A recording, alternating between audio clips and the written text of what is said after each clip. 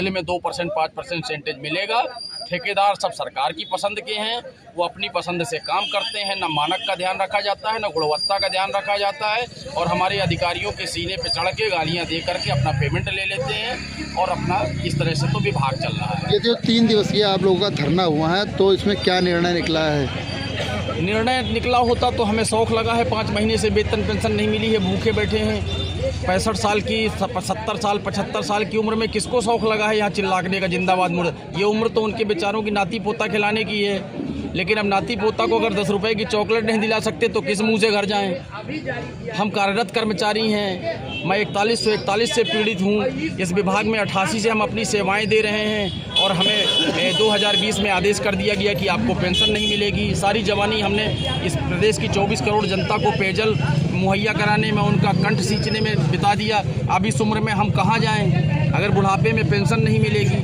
भारत देश कल्याणकारी राज्य है, यहाँ सरकार पत्रकारों को पेंशन देती है, खिलाड़ियों को पेंशन देती है, विधवाओं को पेंशन देती है, वृद्धों को देती है। हम 60 साल के हो गए तो हम वृद्धा पेंशन भी नहीं पाएंगे। विधवा हमारे सामने बच्चे बैठे हैं, नौकरी मांग रहे हैं, नहीं मिल रही, उनकी माताओं को विधवाओं को पेंशन नहीं मिल रही है, विधवा पेंशन भी नहीं पाएंगे, हम वृद्धा पेंशन भी नहीं पाएंगे।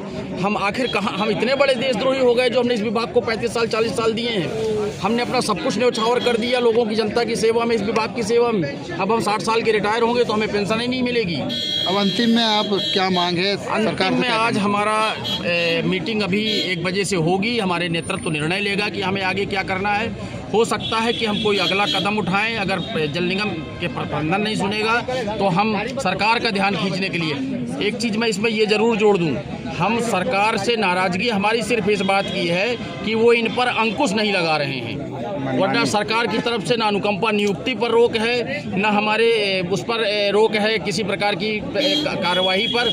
यह जल निगम का प्रबंधन जो है मनमानी कर रहा है। हमारे निदेशक मंडल ने तय किया है कि 5 साल की सेवा पूर्ण हो जाए उसको नियमित कर दिया जाए।